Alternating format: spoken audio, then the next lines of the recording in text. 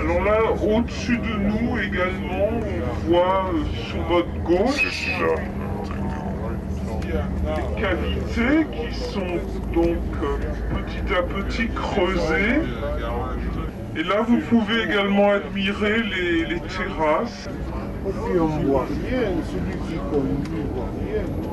Et la couleur de l'eau, vous pouvez voir assez loin le fond de l'eau. Vous voyez les pierres et vous voyez différentes couleurs. Des couleurs qui varient du jaune au vert, au bleu, au turquoise.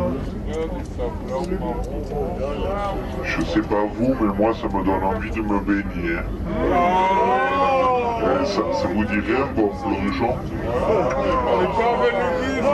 C'est quand même bizarre, je parle de plongeon, on me dit on te le donne et le permis. Je comprends pas. Puis sur le modèle des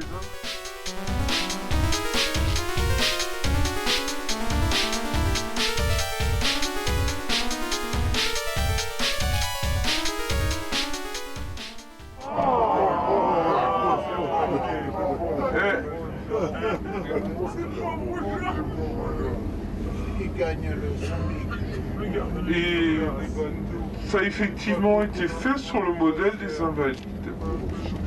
Alors on voit tous les murets.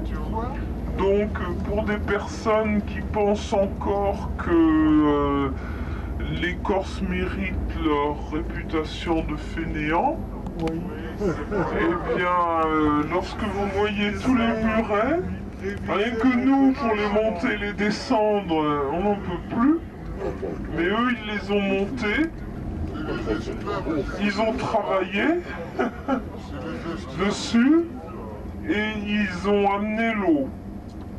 Donc il n'y a pas que les murets, quand on regarde bien, parfois on voit des canalisations creusées dans les roches, parce qu'il n'y avait pas de tuyaux plastiques.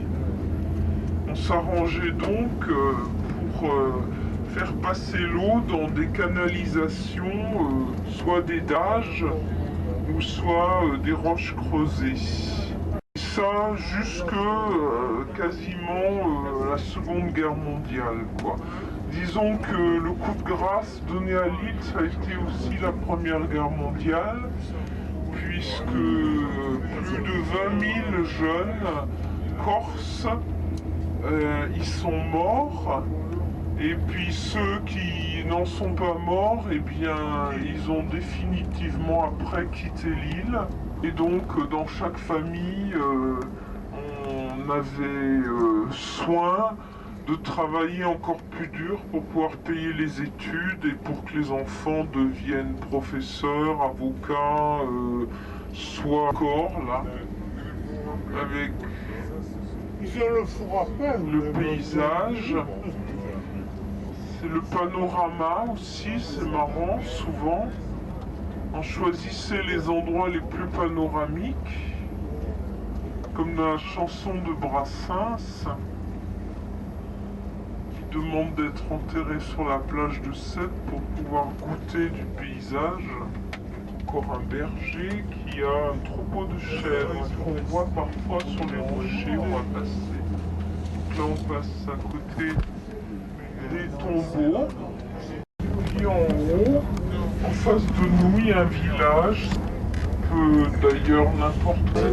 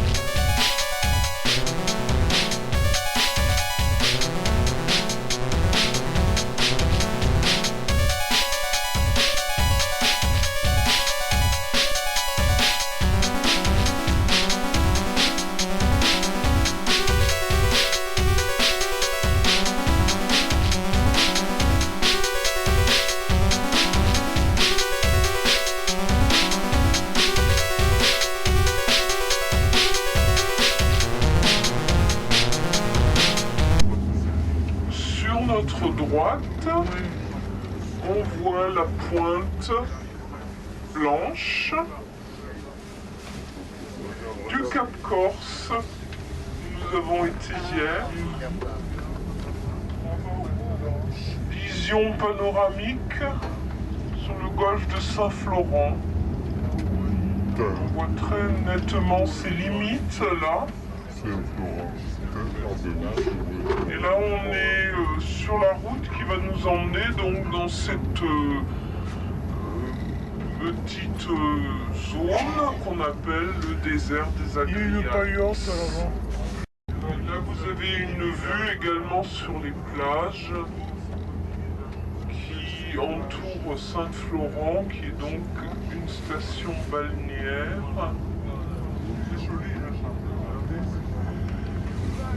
Qui la semaine dernière était encore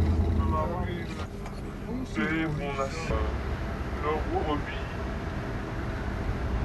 à certaines époques de l'année.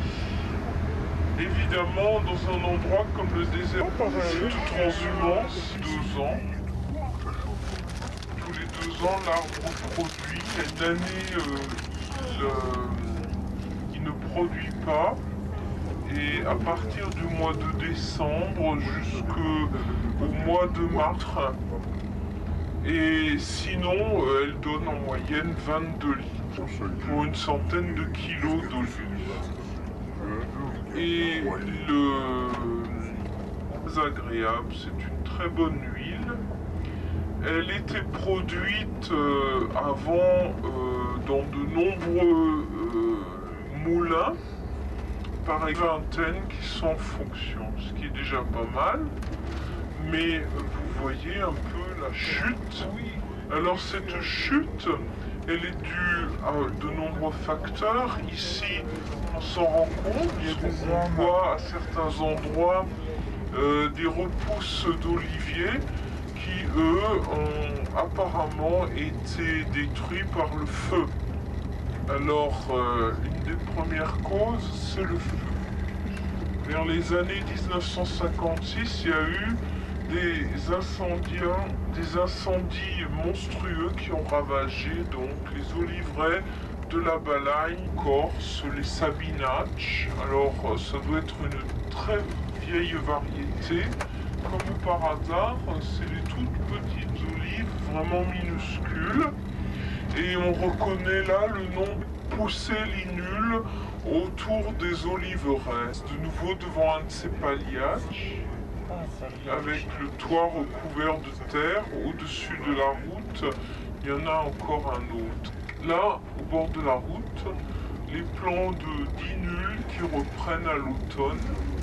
Et ça, c'est pareil. L'inule a une racine très profonde et qui part tout droit dans le sol, et c'est extrêmement difficile de s'en débarrasser. Et donc cette inule contient ce prédateur, un petit insecte, qui est le prédateur naturel de la mouche de l'olivier. Alors là on a une belle vue aussi, selon comment on circule dans ce désert des Agriates, sur le Cap Corse qu'on voyait hier. Alors hier dans le Cap Corse on devinait le désert des Agriates. Et aujourd'hui, on est là, on s'approche donc de cet endroit où on voyait ce mont, ce petit mamelon. C'était le mont Genova.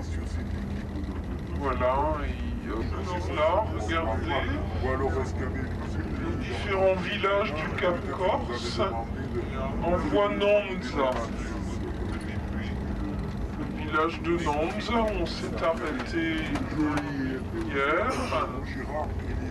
Nonza se trouve à droite de l'endroit où la montagne elle est creusée. On voit un affleurement gris dans la verdure. Ça c'est l'affleurement de la mine d'amiante. Et à droite on voit le village de Nonza et les différentes baies jusqu'au rocher de la Minervio qu'on entrevoit aussi. Un endroit, il y a un rocher plus pointu qu'un autre. et c'est la Minerview. C'est là où on est passé et qu'il y avait ces grottes, ces creusements, ces cavités qu'on appelle les taphones. Et là, bon, le désert des Agriates commence à mériter vraiment son nom lorsqu'on regarde à droite. Et là, devant nous, on peut déjà deviner, lorsqu'on voit cette ligne de la crête, et puis il y a le creux, et ben là c'est le col, et on va passer de l'autre côté, donc direction Île-Rousse, dans quelques kilomètres là-bas devant. Vous voyez là toute la crête de la montagne qui limite notre paysage, et puis hop, ça vient en douceur là, et là-bas c'est